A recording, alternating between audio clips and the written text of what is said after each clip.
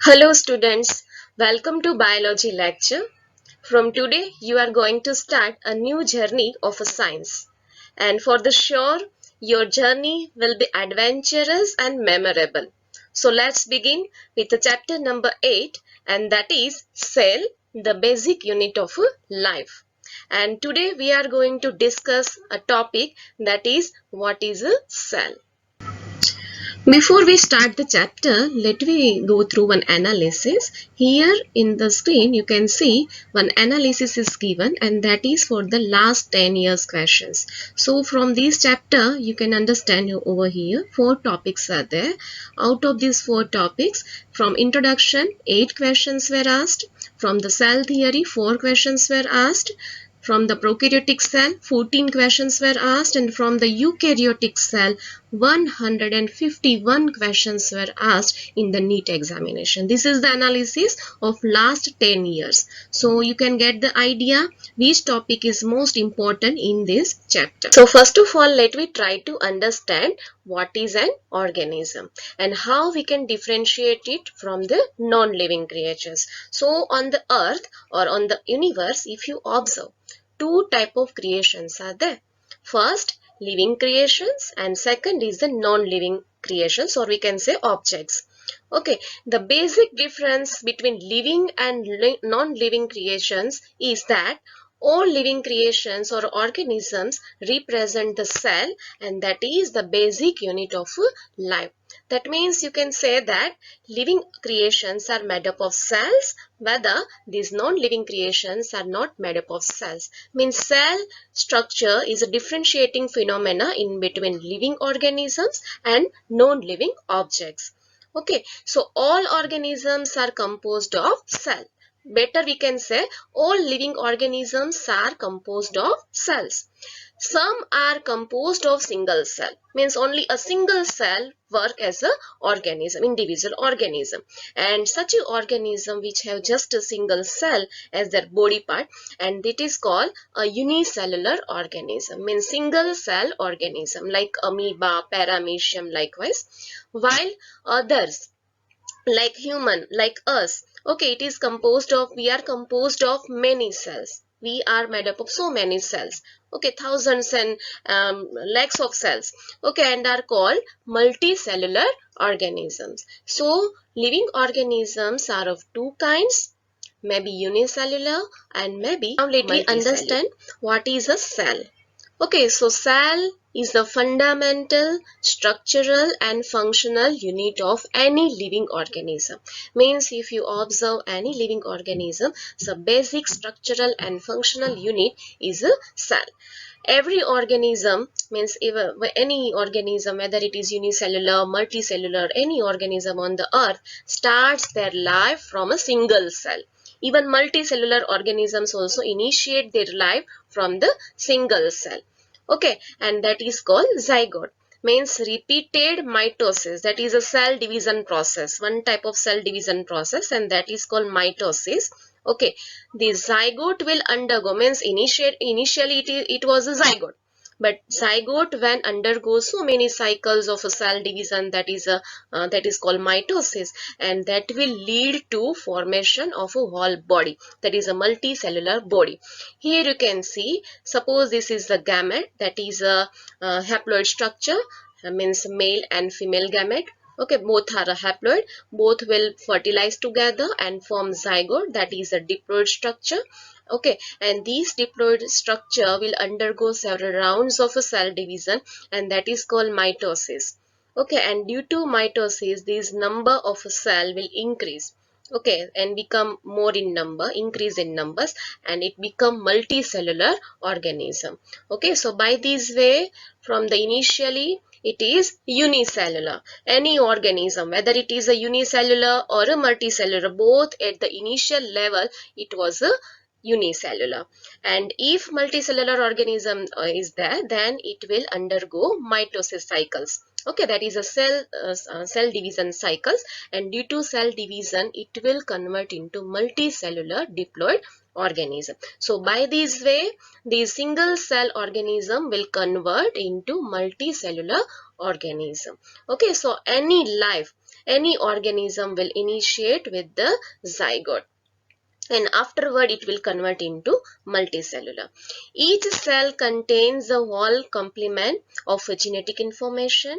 Okay, any cell, if you observe any cell, it will have a genetic makeup, or better we can say that a DNA composition. Okay, and that DNA composition will have some codes, okay, which will lead to the organism which type of character there must be show. Okay, and that is called genetic information, not for itself but for the whole organism. Okay, cell contain the genetic information, but not it is not just for the cell, but it will for the whole body. Okay, and such a genetic information related cell is called, a characteristic is called totipotency.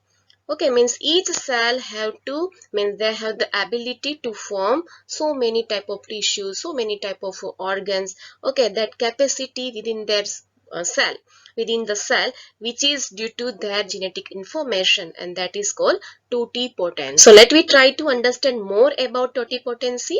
Suppose, as I told you, one haploid structure, that is a sperm, that is a male gamete, and suppose this is a female gamete, that both are a haploid.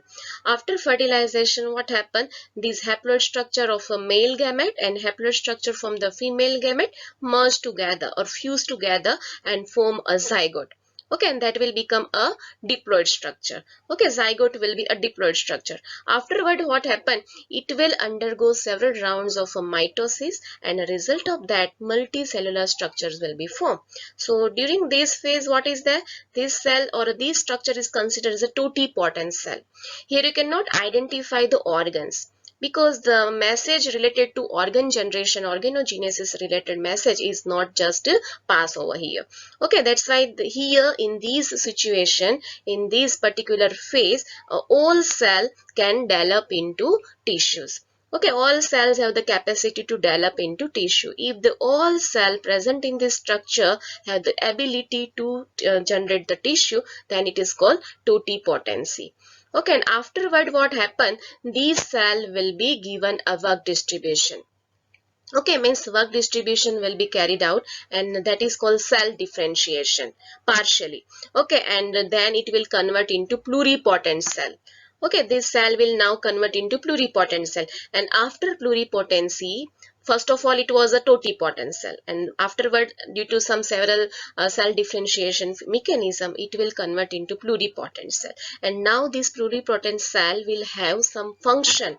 Okay, and as a result of that, they have some work distribution, and accordingly they will develop into some organs. Like this pluripotent cell will convert, means they will differentiate it to form heart, to form a nervous system, to form an immune system, and afterward, when these is differentiated to form heart particularly, for a nervous system particularly, now onward they cannot form any other tissue. Okay, as it become unipotent. Okay, after unipotency they cannot generate other tissues. Okay, because work is specifically given to that particular cell, and that's why they cannot form any other tissue. But at this stage, at the totipotent stage, they can form any organ. Okay, and afterward, when cell differentiation occur, it become pluripotent cell, and then they will generate some specific individual tissue, and only after that, means when they can means they convert into unipotent cells, they cannot no more able to function as any other tissue. Okay, so by this way, totipotency is very important phenomena. As all of you may know that cell is a very microstructure. Without a microscope you cannot observe. Okay, so first person who have invented microscope was Antony von Leeuwenhoek, and that's why he was considered as a father of a microscope and also a father of microbiology. Okay, so how cell is discovered? You can understand only after microscope discovery, cell discovery will be possible, because cell is a so minor structure, and that's why we cannot see or observe by naked eye. That's why we have required some instrument, and that instrument is a microscope.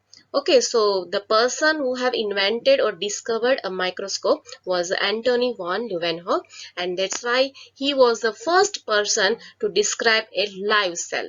Okay, living cell. He had observed a living cell for the first second person, and that is Robert Hooke. He was the scientist who have firstly observed a cell in a non-living state. Okay, he was an English scientist. Observe a thin slice of a cork, that is a plant, under his crude microscope. Here you can see the microscope. Okay, that is the initial level of a microscope. In 1665, he described the cork as a composed of small space surrounding by the firm wall. Here you can see box-like structures. Okay, and he gave a name as a cell. Another scientist whose contribution is very important in cell biology, and he was Robert Brown, later discovered the nucleus. Till this date, okay, nucleus was not discovered, and the person who discovered for the first time nucleus discovered was Robert Brown.